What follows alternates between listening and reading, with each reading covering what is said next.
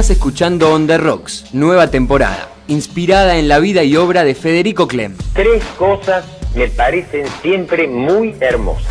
Mi buen par de viejos zapatos que no me duelen, mi vieja cama y la aduana americana cuando vuelvo a casa.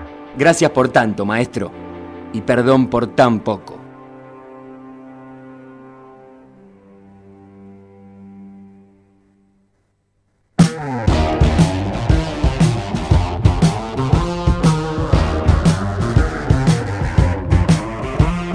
Tenemos el gusto de tener a Julián Díaz con nosotros. Julián, ¿cómo va? El gusto es mío, por favor. Buenas tardes. ¿Cómo están? Bien, la verdad que teníamos cuestiones para preguntarte sobre bares y cómo creo que todos en algún momento tuvimos el sueño, aquellos que nos gusta el arte y la música en vivo y algunos aperitivos, de tener un bar. ¿Cómo es tener un bar? Craso error, es lo peor que te puede pasar en En la Argentina, vida. por lo menos, ¿no? Es una pesadilla constante. Yo te tengo 2 para venderte, si no, arreglamos ahora. Si Bueno, querés. si cierra el número, se hace una Si sociedad cierra, guarda bueno, entre los muchachos y... es Guarda, cierto- es guarda cierto que de es repente una- me tiene que sobrar mucho dinero, pero... No te creas. Se puede arreglar, No, se puede. nada, yo la verdad que es algo que disfruto y hago con mucho placer porque me apasiona la gastronomía. Digamos, llego a los bares por trabajar en cocina y me apasionaba el laburo gastronómico, digamos, la cosa de las bebidas, la cocina, el servicio, digamos, las secuencias que son muy ricas en sí, ¿no? Muy, digamos, para los que nos gusta el servicio y los que nos gusta morfar y tomar es un sueño. Pero la idea esa como más juvenil de qué divertido me pongo en bar es lo peor que puedes hacer en tu vida, Claro. porque tener un bar es una sumatoria de quilombos infinito que no se acaba nunca. Y si no te apasiona, como cualquier cosa, ¿no? Si no te apasiona realmente y si no te gusta mucho, no la pasás nada bien. Este sábado terminé a las 4 de la mañana en la guardia con una camarera que le había bajado la presión. Esa no es la parte que uno se imagina como romántica, de tengo un bar, qué divertido, vienen mis Claro. amigos, tomamos algo, conozco gente.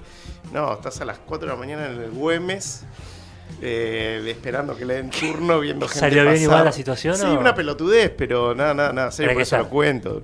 Claro, De pero- hecho, me cagué de risa con Laura, camarera del 8, porque era una situación más tragicómica que seria para preocuparse. Pero bueno, tener un bar tiene muchos matices y tenés que estar como muy pendiente de muchas cosas. Eso. Te cambia un poco el rol de sos empresario, pasás a ser, digamos, en... Sí, empecé como digamos, más un emprendedor muy modesto. Cuando arrancó el 8 lo arrancamos con mi mujer, con Flor. Teníamos 22 años, era la Argentina post-explosión 2001, entonces era más ponerle huevo y armar algo porque no era muy difícil encontrar laburo, y armamos algo cuasi legal en una casa con muy poca inversión. Entonces también no es tan lejano si uno realmente quiere hacerlo. Hoy en día quizás es un poco más difícil, pero hay muchos proyectos que han comenzado en escala muy pequeña y que creo que depende más de tener buenas ideas y de ponerle mucho huevo. ¿Se puede decir huevo en esta Sí, radio? obviamente. lo Sí, que quieras. tranquilamente. Hablamos recién de View y, Bueno, pues y buenísimo. tetas Vamos 3D. a y evitar palabras como pija, culo, Todo, lo que concha, quieras, pero lo vamos que a quieras. decir palabra huevos. Aquellos que escuchan a Julián Díaz tal vez lo reconocen de Gente Sexy, también de las mañanas de Rock and Pop, que vinieron a patear un poco el tablero de las mañanas que estaban un poco dormidas en FM. Gracias. 878 Bar. 878 Bar es mi primer bar. Claro, estábamos hablando de bares, tenés razón, estábamos hablando de bares. Pero bueno, básicamente soy un sujeto de bares, así que estoy todo el tiempo en otros bares también.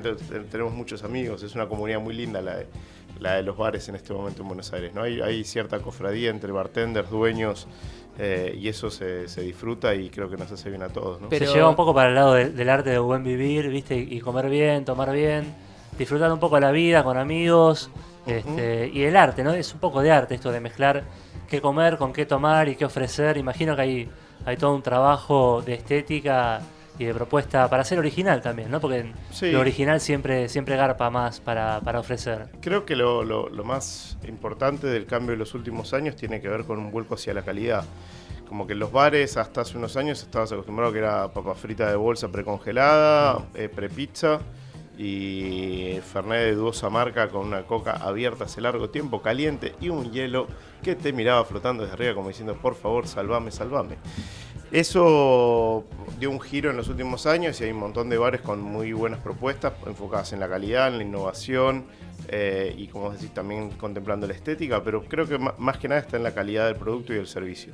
O sea, que el barman que te lo va a servir realmente sabe lo que hace y no es alguien que aprendió la receta hace 15 minutos que lo que vos estás tomando sabes que tiene calidad, que es un jugo natural, que es una fruta natural, que es un alcohol de buena calidad, digamos, la calidad entendida como un concepto general, no es simplemente tengo una vida cara y listo, sino Claro. todo el proceso tiene que tener calidad detrás. ¿Y en qué momento vos te diste cuenta que de repente el público empezó a pedir eso? O sea, un producto de calidad, porque de repente es como decías vos, o sea, venimos acostumbrados de otra cosa. Yo creo que primero pasó en los restaurantes, a finales de los 90 se dio como una cantidad de aperturas enfocadas en la calidad. Creo que ahí se dio como una especie de cosas medio intuitivas, no digo que nadie se organizó de esa manera, pero medio como en contra de la exuberancia y esa cosa del menemismo que venía de pizza con champán. Digamos, Sí, es el eslogan. eslogan. Ese era el Era eslogan un de la eslogan época. gastronómico. Tal cual. Digamos que el eslogan de la década infame, esta fue absolutamente gastronómico. Entonces creo que hubo como una oposición a eso y decir, bueno, hay que buscar la calidad. Me parece que también gran parte de los consumidores salieron a diferenciarse de eso, no querían lugares de jet set, de VIP, No, más vale. de merca y modelos duras, sino de producto más noble, ¿no? Me parece que también los bares fueron un poco a ocupar ese lugar, porque empezaron a aparecer un montón de bares como más fuera de circuito, que no era el lugar para la vedette merquera, ¿no? Claro, porque además de repente no solamente cambió el público, cambiaron las exigencias, sino que terminaste con un producto nuevo y de repente terminaste vos haciendo ese producto sin darte cuenta, o A mí- esa a mí intuición me también te gustaba jugó mucho- a favor. A mí me gustaban mucho dos bares, que eran los dos bares de coctelería que había en ese momento, que eran el Gran Bar Danzón, que siguen estando, por supuesto, los dos, y Mundo Bizarro, que a mí me gustaba unas cosas de uno y otras cosas de otro. Me gustaba la cosa como más elegante y más como cosmopolita del danzón, y me gustaba la cosa rockera del Bizarro. Entonces para mí mi bar en mi cabeza tenía que tener un poco esas dos cosas. Los dos bares tenían muy alta calidad y los dos bares tenían una idea de el producto que querían servir, ¿no? Claro. Entonces, después hay una parte que es intuitiva, que es para dónde lo vas llevando. Pero también ese proceso lleva mucho tiempo. No es que vos arrancás, es como hacer un programa de radio. No es que el primer día que arrancás decís, bueno, esto va a ser así, vamos... Y va a salir así. Y es así para vos siempre. vas a jugar de 5 y vos vas a parar al centro Haas que viene por el otro. No, vas viendo cómo lo vas armando. El 8 cumplió hace muy poquito 11 años. Y en esos 11 años pasó un montón de historia, pero pasó un montón de cosas en la noche porteña, pasó Cromañón, pasó cosas horribles y cosas bellísimas. Entonces en esa mezcla también los lugares tienen vida propia, ¿no? Hay momentos que lo trascienden a uno y que uno lo que hace es ir llevándolo lo mejor posible. Estamos hablando un poco de bares con Julián Díaz. Y si era mala noticia ponerse, o mala propuesta ponerse un bar, ¿qué te hizo pensar en poner el segundo, no? Hablamos de la florería, se le conoce como la florería. Florería, sí, Florería fue un proyecto que comenzamos con un amigo bartender, con Tato, y la idea era, bueno, poder hacer una coctelería un poco más elaborada. En el 8 es una coctelería muy clásica, que tiene una coctelería también de autor, pero está muy enfocado en las bebidas más clásicas. También porque tiene que ver con el tamaño de los bares. Bueno, digamos, el 8 es un bar muy grande, entonces necesita un público más masivo. Florería muy chiquito, entonces podemos hacer Claro. una coctelería para el que ya había ido 878, para el que ya había ido al Danzón, para el que ya había ido al Doppel. Entonces, como buscar dar un giro y una nueva propuesta. Y bueno, encontramos hoy un local que está buenísimo, en una calle muy linda que es Arroyo, pegado donde era Mau Mau, digamos, con una mística muy, muy particular. Pato, ¿estuviste ahí? Estuve en los dos bares, la verdad que son increíbles. Y algo que llama la atención es esta idea de los bares speakeasy, ¿no? De que estén Sí, como... eso me cansó. Ahora ¿Te cansó ya? Ya estoy recontra. Pero igual todo el mundo medio que lo adoptó. Pará, pero es la firma del lugar. O sea, ¿cómo? Ya te podría, te entiendo porque pasó realidad, tiempo. Pero... En realidad, cuando empezó el 8, empezó con esa idea de ilegalidad que nos parecía también como un poco una oposición a eso que decíamos de la opulencia menemista. Entonces, el hecho de ocultarnos tenía que ver con eso. Pero después, digamos, cuando se tornó en una cosa elitista, me hinchó las pelotas. Pero porque estoy en contra de esa Claro. cosa de exclusión. Y nada, me indigna más que ir a un lugar y que no me dejen entrar. Y jamás pondría un lugar donde no me dejen entrar, no dejen entrar a mis amigos. O no me Claro, dejen tu entrar. propuesta iba por otro lado y obviamente no Absolutamente. es cerrar ahí. No, para mí tenía más que ver con un juego absolutamente También porque me parece que estamos en un momento, en los últimos años, ¿no? Que no tenés ganas de... a mí la exclusividad no me interesa como problemática. No, digamos, me parece que hay cosas a las que uno puede acceder o no en función del dinero, obviamente, pero después tiene más que ver con la voluntad de uno de conocer o no conocer algo. Si uno tiene la dirección de un bar, me parece que tiene que ser suficiente. Entonces digo que me hincharon las pelotas los speakeasy y esta moda de los bares a puertas cerradas por dos razones. Por un lado, porque me parece que se transforman como en los nuevos, esto lo digo con muchísima maldad, se transforman en los nuevos Irish pubs, ¿no? Como que compro una estética, pongo una entrada oculta, pinto todo de ya verde tengo un bar y re estoy. cool. De repente se Es armó algo que una pasó. franquicia. Sí. Es como una franquicia. Sirve como novedad y después ya. Y eso pierde pasó un en poco todo el de- mundo, ¿eh? O sea, pasó en todas las grandes ciudades con cultura de bares y cultura gastronómica. Hubo una explosión y de hecho en los rankings estos que se arman hubo como muchísima crítica, pues más de la mitad de los bares eran medio speakeasy.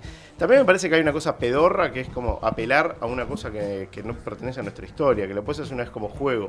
Pero me parece que todos hablemos de la ley seca, me parece que estamos como tan penetrados culturalmente que pasamos a estar cogidos. Basta de ver películas, ¿no? Sí, Hablamos muchísimo del costado negativo del menemato. Hablemos del lado positivo. Más de uno pudo viajar en esas épocas. Sí. ¿Viste cosas de afuera? ¿Viste bares copados No, afuera? Yo en ese momento no había podido viajar, no. Era de ver películas, como vos decís. Había hecho un solo viaje, pero era muy pequeño para hacer bares.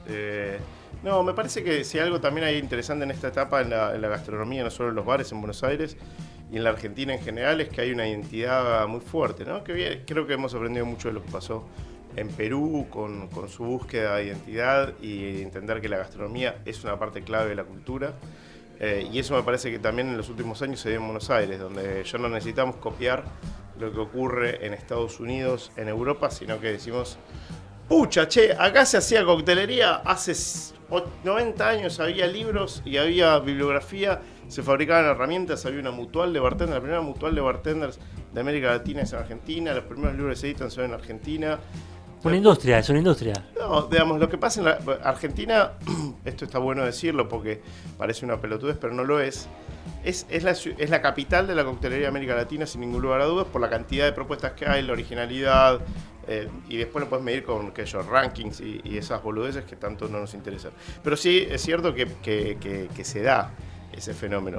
Entonces, ¿qué sucede? No es porque ahora nos juntamos 4 y somos re locos. Tiene que ver con 100 años de historia, que cuando llegan los inmigrantes se arranca una cultura de bares vinculada a los cabarets de tango, vinculada a las milongas, calle Corrientes, digamos, todos los barman laburaban ahí y esa cultura que ahora está tan en boga viene de ahí, no viene porque nos acordamos o porque vimos Mad Men y queremos todos ponernos La nostalgia de los bares de los 50. Exactamente. Bueno, a mí me pasa bastante, no sé si a ustedes también les pasa.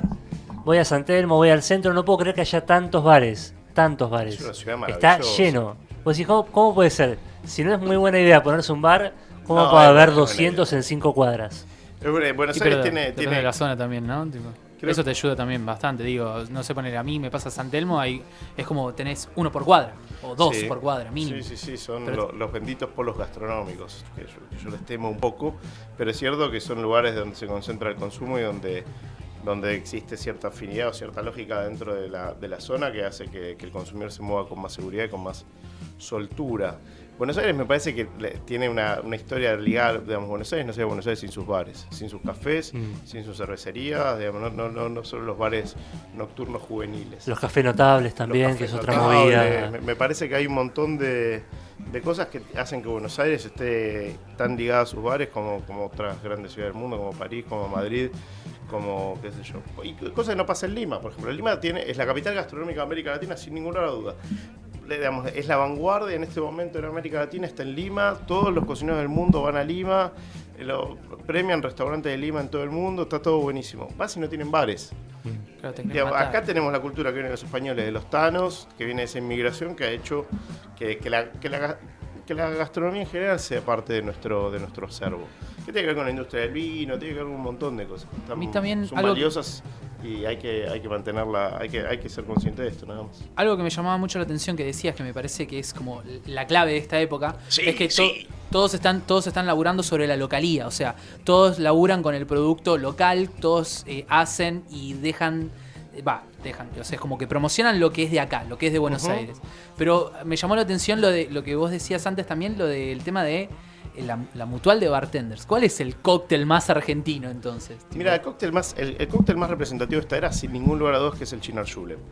Porque es el trago que no lo quiso imponer la marca, que de hecho la marca se enteró un día que lo estábamos haciendo todos, y que es una mezcla muy simple, similar a un mojito, pero hecha con un aperitivo amargo, que es el Chinar. Sí, está Esa buenísimo. botella estaba en todos los bares, en todas las casas, y en cualquier bar de viejo siempre estuvo el Chinar. Y yo lo aprendí a tomar en el bar que está acá cerca. San Bernardo, ponele. No, antes, en Serrano y... Antes en época, digo, antes de que San Bernardo sea mainstream. Si se puede decir mainstream. Ya la digo con ironía, por favor. Gida, en Serrano y Córdoba. Y el Chinar Julep se transformó en un emblema de la coctelería, por eso, porque recupera un poco lo viejo, toma una técnica nueva, digamos, que antes no se hacía con los aperitivos, y es un trago que le gusta a todo el mundo, con esa cosa que nos gusta a los argentinos del toque amargo, el toque herbáceo, el acidez del pomelo, y es un trago súper fresco y fácil de preparar, y que hoy en día me sorprendí encontrándolo en cartas del interior, en bares que no están, a la moda, que no están, Claro. con una propuesta de vanguardia, sino que realmente pueden hacer un trago, digamos, que tengan que ver con toda esa historia y que hoy en día el consumidor ya empieza a conocer y que se anima a salir del Fernet, que se anima a salir del ron con cola y probar tragos que te van a hacer la noche más divertida. Bueno, es volver a lo que decías vos, ¿no? Como la historia. Bueno, los viejos por algo tomaban lo que tomaban y evidentemente encontraban sabores especiales para épocas especiales que hoy se les puede dar un tratamiento distinto, renovarlo un poco. Ya está todo inventado de alguna forma. El desafío de esta época me parece que es como, bueno, ¿qué hacemos con lo que hay para proponer algo nuevo? Y sí, la información está todo muy al alcance. Cuando yo empecé a estudiar coctelería era muy difícil encontrar libros de coctelería. ¿Cuándo arrancaste? Y hoy en día encontrás, no sé, en 30 segundos ves lo que hizo el barman número 1 de Japón en Claro. un video en YouTube. Parece que soy de la prehistoria, pero empecé hace 14 años. Hace 14 años internet estaba, pero era lo que soy. Pero no existía YouTube, no existía Facebook, Claro. no existía Twitter, Claro, no ¿no? existían los buscadores. El boludo. concepto de tenías que tener tutorial. la dirección. Do it yourself. Tenías que poner www.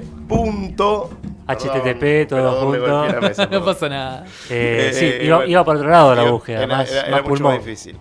Era mucho más difícil. Y ahora, Y hablando de... ese acceso a la No, información por favor, hoy en disculpa. día hace que vos entrás en contacto con barman de todo el mundo, que te intercambias recetas, que digamos, también quedó muy en evidencia los que copiaban cosas, todas esas cosas.